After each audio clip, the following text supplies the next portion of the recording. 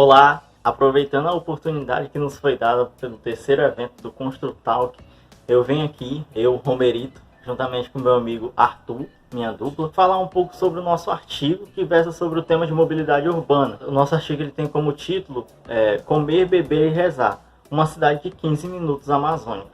O objeto de estudo do nosso artigo, a gente tem a Universidade Federal do Sul e Sudeste do Pará, a Unifesp, em que a gente observa, num raio que flutua de 500 a 1.500 metros, todos os serviços que são ofertados nesse entorno para os moradores, transeuntes e até mesmo nós discentes.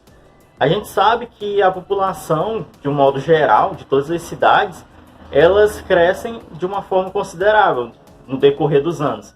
Com Marabá não é diferente. Tem um dado do IBGE que ele traz que, em média, Marabá cresceria dos anos de 2010 até 2020, em média 2,1%, o que é uma coisa considerável, né, para uma população que a gente tem. Isso a gente pode até perceber que os pedestres são deixados de lado, fazendo mais sinalizações verticais para carros, motos, enfim, veículos motorizados, e sendo que os pedestres vão sendo deixados de lado, uma coisa que não se deve acontecer, né? E aí, para um modelo de cidade ideal que a gente utiliza para esse nosso trabalho, é o modelo proposto por Kelly Overstreet, trabalho feito no ano desse ano, de 2021, em que ele diz que todos os serviços para uma cidade ideal, ela deve estar até 15 minutos do usuário, ou seja, se ele for a pé ou de bicicleta, ele tem que chegar em qualquer tipo de serviço dentro de 15 minutos. E aí o nosso trabalho, a gente verifica no entorno da universidade, 500 a 1.500 metros, como eu falei, e a gente verifica todos os tipos de serviços que são ofertados para os moradores daquela área. E aí como é que a gente fez isso, né? Tipo, como é que vocês foram lá em loco, vocês mediram, vocês foram num tempo de pandemia, vocês foram lá e... Enfim, não, pessoal, a gente não foi. A gente utilizou uma das bases de dados do QGIS, que é um software de processamento de mapas, que ele é de fácil compreensão, que a gente utilizou ele para que vocês pudessem observar o nosso mapa desse raio de uma forma melhor e mais entendível, né? E além disso, a gente realizou uma revisão sistemática da literatura a partir da base de dados da Cielo, em que a gente colocou palavras correlatas a acessibilidade, mobilidade e o conceito de cidade de 15 minutos, né, proposto pelo Kelly Overstreet. Segundo Andrade e Link 2019, as cidades ou bairros de 15 minutos são localidades onde os indivíduos conseguem encontrar qualquer tipo de serviço necessário no dia a dia dentro desse intervalo de tempo, sendo eles supermercados, escolas, locais de lazer, entre outros. Partindo para a área de estudo desse trabalho, é possível observar que no raio de 500 metros encontra-se alguns serviços já supracitados, bem como a sua distribuição dentro dele. É possível observar que na parte oeste do campus abrange uma maior concentração de serviços, sendo estes restaurantes e bares. Esse fato é possível explicar pela existência do campus naquela região. Quanto à porção oeste, está mais voltada à área residencial, não apresentando em seu entorno uma quantidade significativa de serviços. A partir do gráfico, é possível notar que se tem uma quantidade significativa de serviços na região, tais como restaurantes, locais de lazer, bares e lojas.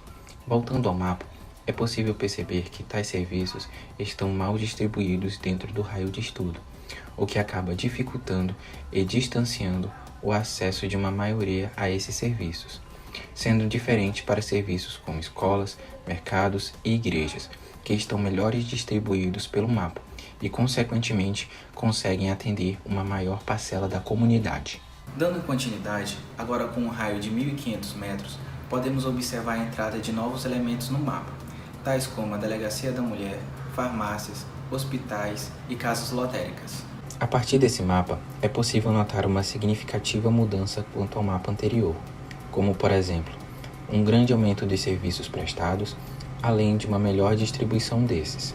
Contudo, na parte sudeste do mapa, ainda existe uma escassez de serviços.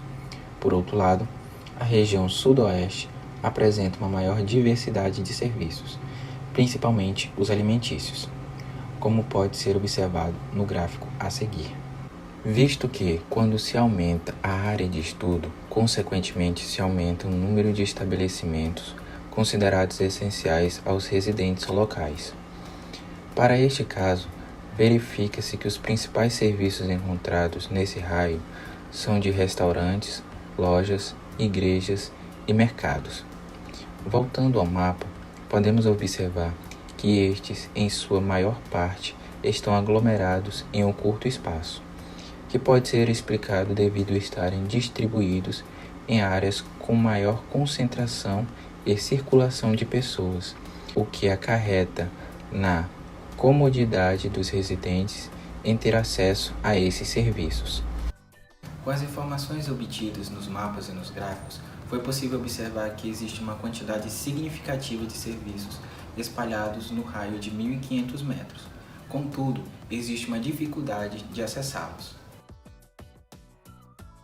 sendo um deles observados por Oliveira 2019, onde ele fez um estudo do índice de caminhabilidade da região próxima ao Campus 2, onde ele pôde observar que o calçamento ou os passeios públicos apresentavam, em sua grande parte, fissuras e desníveis, sendo esse um dos problemas encontrados pela população de se locomover. Outra problemática encontrada foi o fator climático da região, onde a temperatura pode variar de 26 a 38 graus Celsius, sendo necessário uma melhor arborização das calçadas, fato esse que não acontece na região, prejudicando assim ainda mais a locomoção dos pedestres. Com isso, foi possível perceber que os serviços existem, contudo, pela falta de manutenção das vias e pela má distribuição de serviços, acabam dificultando o acesso a estes através dos transportes não motorizados.